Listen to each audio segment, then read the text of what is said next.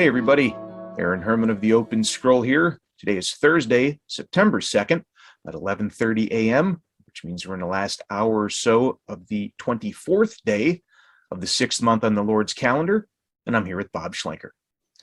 And we're going to do something that we just love to do. We're going to talk about the scriptures, and in particular, we've got this interactive study that I refreshed the commentary on. And we're going to add this video to a playlist where we covered several of these chapters in the Gospel of John. And we're going to talk about some of the things that are really most timely in particular here. And the last video in the playlist, we gave this some coverage. That was over 2 years ago now, a little over 2 years ago. And if you have never visited this page, or if it's been a while, we encourage you, come on by and explore it, check it out. There may be something here that the Lord intends to open to you. So we recently talked about John 2, and I'm going to be making reference to that because it's related. So the part we're going to focus on is down here in chapter 20 primarily, but it also corresponds to a section in chapter 19. So I've gone ahead and done a little bit of preparation. I've minimized 2 of these sections of scripture to bring up into the same view some parts of interest. And I know it's so small, many of you can't see it, but because there's a scale involved here, and we've only got so much vertical real estate, this is what we're going to have to deal with. So to make it easier for you while you're watching this video, if you have a large screen on a laptop or another monitor, or just a tablet, another device, if you can go down in the description and click on the link and open this study up, you'll be able to explore it on your own. And if you like to, you can pause the video and return back, and makes it a little bit easier. We've got options. So I clicked on this in chapter 19 and verse 31, lines C and D. So I'm going to make a point about this comment box. You'll see it says comment 17 of 32. And one of the enhancements I made, since there's so many comments and the sequence really is important, I tagged each one of them so you can have a sense of the context as you work your way through it. Now, in the dark blue in chapter 19, it corresponds to the lighter blue. And there's a relationship where there's a parallelism hovering over the A in the dark blue, and then the A prime is in the lighter blue. Move my mouse down. This is the B, and the B prime is in the lighter blue. But our primary interest here is down below in chapter 20. So here we have the breaking of the legs and the removal of the body and the piercing of the side in the blue. And in the green, those are the same subjects. And we have the dealing with the dead bodies up on top, and a living body, a resurrected body that was formerly dead. So there's a transformation. But the marks on the body play a very significant role here. So next in sequence, the bar spanning 1931C in the 6th column, which is this one here. Now, what I want you to see is that the top one up here, which we would call the A, it corresponds down below to the lower of the 2. And I'm going to illustrate that by hovering my mouse. So here's the upper one on top, and on the bottom we have the lower of the two. And when I move my mouse down, what you see is it flips. Now we've got the upper of the two. Here's the full span. Here's the upper on top. It's the lower on the bottom. And so what we see is an inversion. The A matches to the B down below. And the point of the inversion is interesting. And we'll note one of the shades of meaning that is implied in this. For one thing, we have the death on top and the resurrection on the bottom, which requires a death. And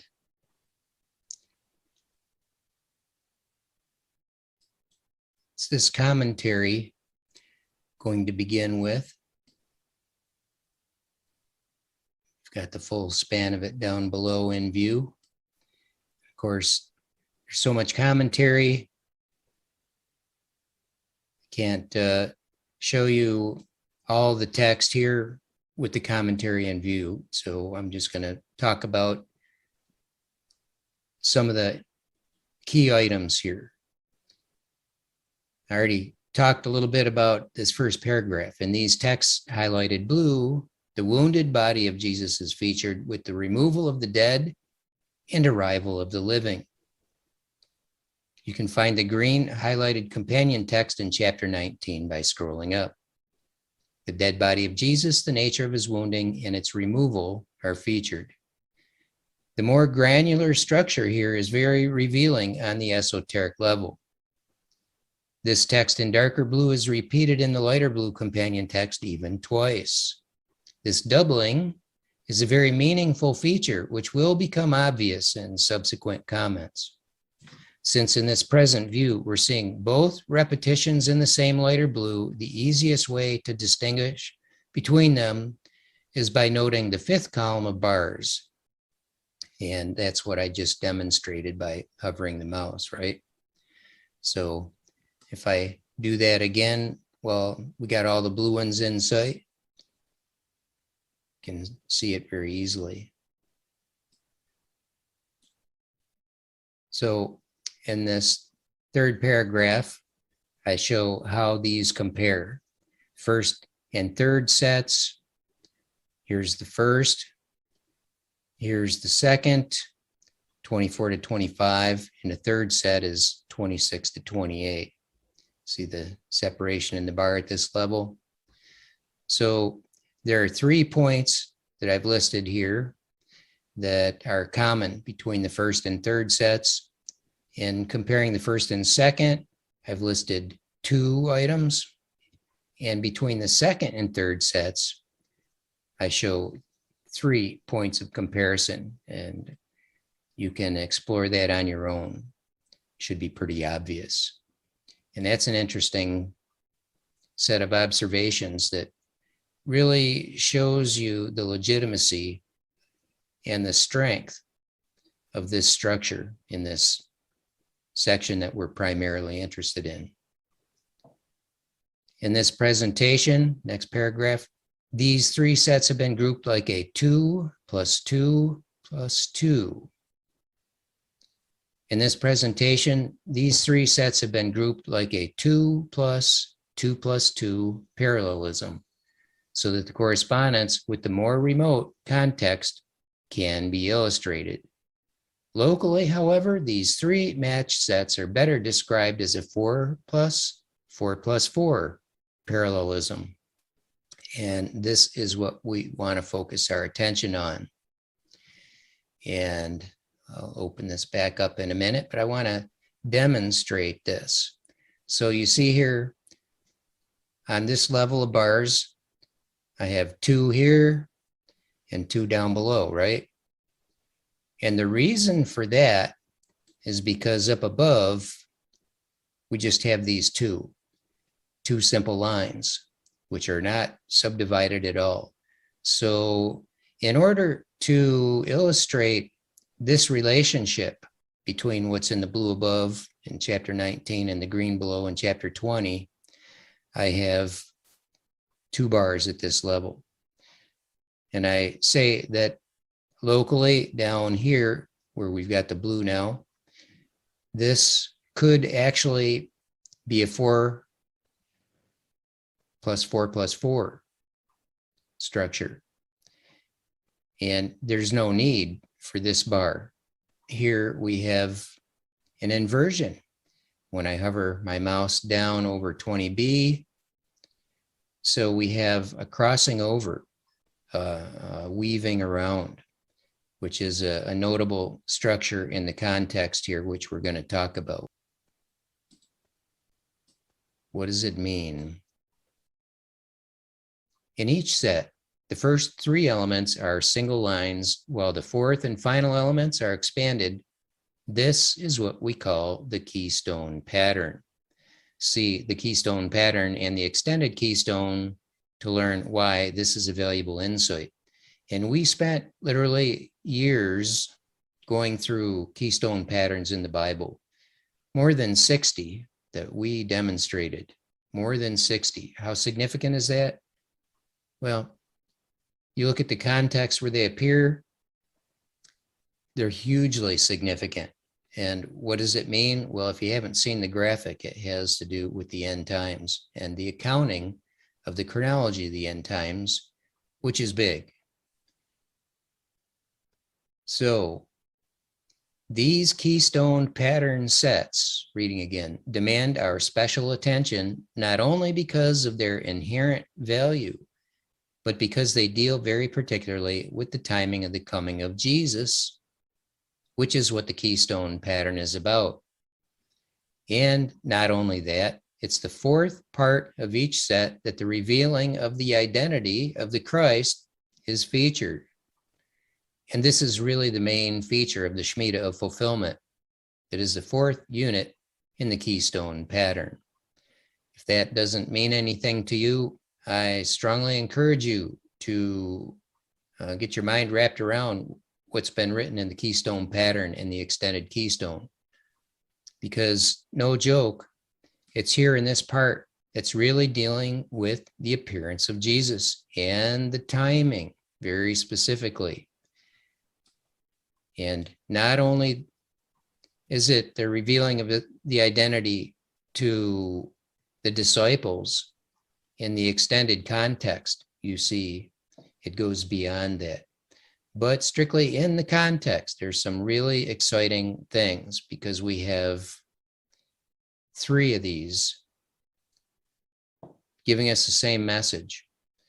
And 3 is a resurrection number. And I want to return back and show you John 2. And I make a point here about a 3 plus 3 plus 3 structure here. And that's a resurrection number. And this stone water pot deal has to do with resurrection. And there's also a component that has to do with the reset of time. And we recently talked about that. So look through our video collection. But here we have 3 elements. This first one is repeated here and here, since they're in 2 comparable sections, which are also, the parent level is a 3 plus 3 chiasm. You'll want to see how this bar simply spans these 2. So here's the first set, and then the next 2 sets. So these are composed of 3 elements each. So the resurrection number is highly redundant in this structure. Resurrection is what this is about. Water into wine. The first miracle. And it's very much about timing. And magnifying the resurrection, you can see from some of the work that we've done that this involves 153 as a number of units, which in John chapter 21, later in the book, last chapter of the book, this is 153 fish in the net resonant. So another deal with water and resurrection. So back over here Next in sequence is the bar spanning 2019, fifth column, which is right here. This is the graphic that you should be very familiar with by now. The text spanned by this bar and its companions prophesies about the three Shemitah spanning from the celestial sign of Yom Teruah 1991 through to Yom Teruah 2012, represented here. I previously noted that these keystone pattern sets have been grouped like a 2 plus 2 plus 2 parallelism so that the correspondence with the more remote context can be illustrated, highlighted above in green. This is a neat and tidy symmetrical design with pairings that lead us to glean some special insight into the esoteric meaning. The correctness of the matching between the blue and green text should become very apparent as this commentary continues on further. When you've gained confidence about the legitimacy of the pairings and comprehended the esoteric subject matter, you're then ready to consider the import of meaning from chapter 19. As we have declared about this present season, it is for preparing the Lord's people, the body of Christ, even the bride of Christ, the 144,000 sons of Israel, and really everyone and everything. While this season of preparation is still underway, it will ultimately be limited to the three Shemitah according to the restored prophetic timeline that you see all in line here. Right now, of course, we are here, 2021. This season of the three Shemitah is for preparation of the body of Christ, the Lord's body. This is what's in view here. Look at what Joseph of Arimathea and Nicodemus were doing with the dead body of Jesus. Consider it deeply and let it speak to you. See this right here? Joseph of Arimathea, what's he doing? Well, he's requesting to take away the body, and Pilate gave him permission, so he did. And then next in line, Nicodemus comes, and they took the body of Jesus, Nicodemus and Joseph of Arimathea together. They took the body of Jesus and bound it in linen cloths and anointed him with spices, as the burial custom of the Jews is. So what do we have here? The preparation of the body. And what have we been talking about is what this season is for. Rejection, rejection, rejection, acceptance. Preparation, extended preparation, Shemitah fulfillment.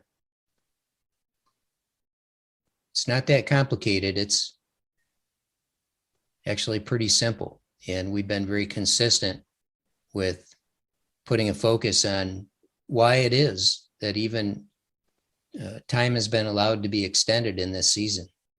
This wasn't a surprise to the Most High God. He knows the end from the beginning. This was a plan all along. It's even embedded in the scriptures throughout, redundantly. It's esoteric. It's not for everybody yet, but the time will come when the witness will be brought forth and God will be glorified. So when you have this confidence, you'll realize that what I said about it being for preparing the Lord's people, even the body of Christ and so on, the Lord's body, it's legit. And that's what's in view here. When you really get your mind wrapped around it, you see what Joseph of Arimathea and Nicodemus were doing.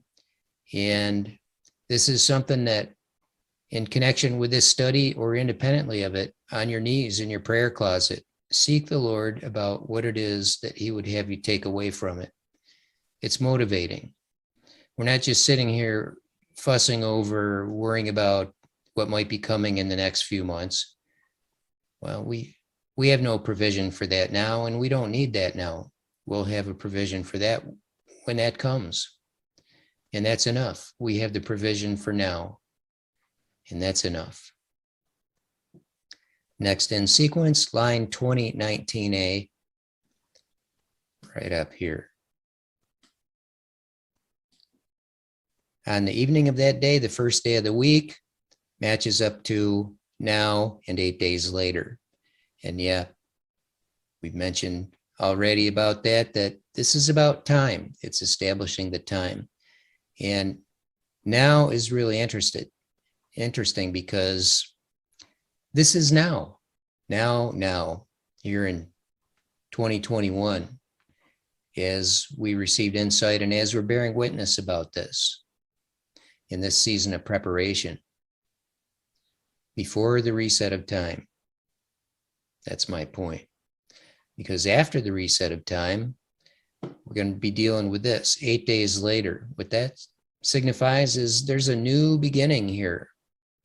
After now, this season of the new beginning, and we've talked about a new timeline being spliced off, which is what the number 22 is about, and the 21-22 combo, that transition.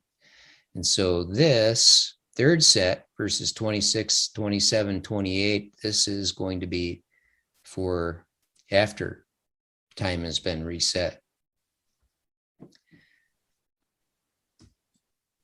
While it isn't immediately obvious that 2019B and 2024B are paired, these first two, line 2026B reveals that the three in this blue highlighted set are indeed because the elements of the upper two are combined, which should be obvious. And the third, these blue highlighted lines featured the subject of Jesus's arrival. That's pretty cool. And really, that's what those first three Shemitah were about. And when we go to the next, the bar spanning 2020, we get another view here. And in this set, this represents the fourth Shemitah. As we already observed in this sequence of commentary, emphasis is added by the peculiarity of the structural relationships. Here is where we find a dominant theme that binds the largest presentation scale units together. Yep, right here in this small section that we're looking at. The attention given to the Lord's body is not only restricted to the fourth component of each of the three keystone pattern sets, it's even more restricted to only one of its two component threads. That's a big deal. The highlighted text seen in this view represent the fourth units of each of the three keystone pattern sets.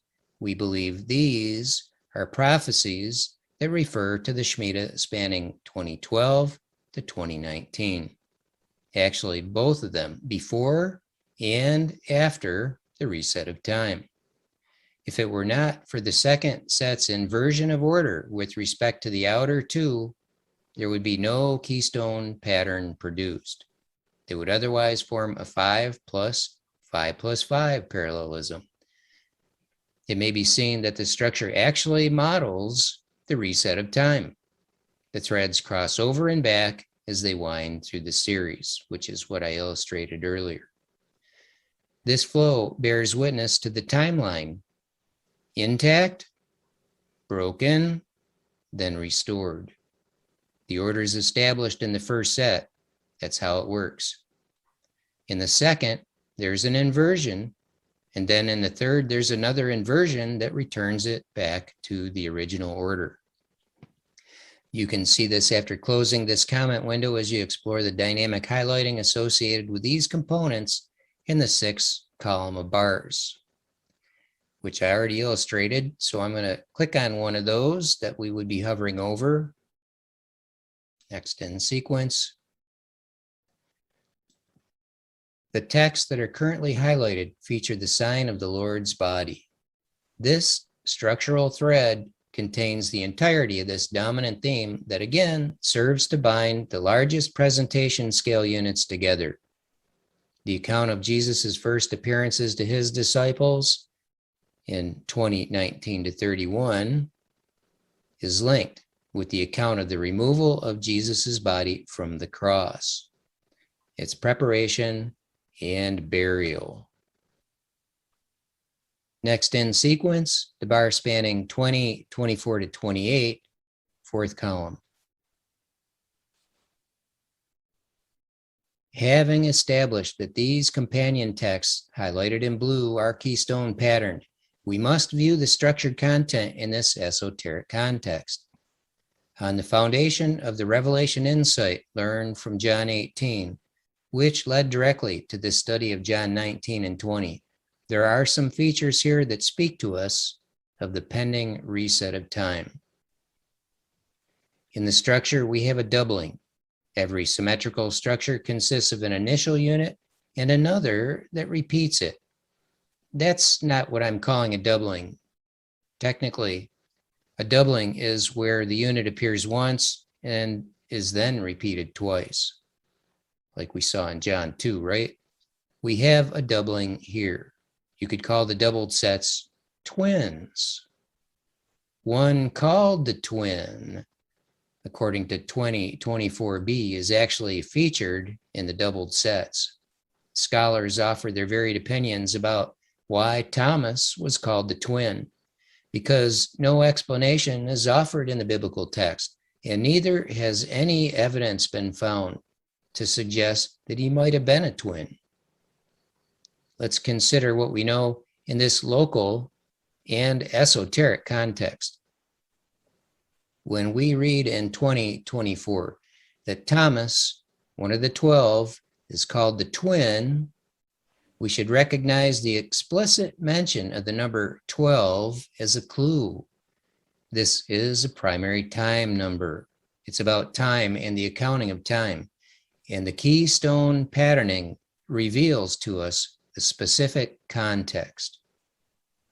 This graphic is intended to illustrate how the first three Shemitah in the sequence are followed by a fourth that is doubled, fully doubled.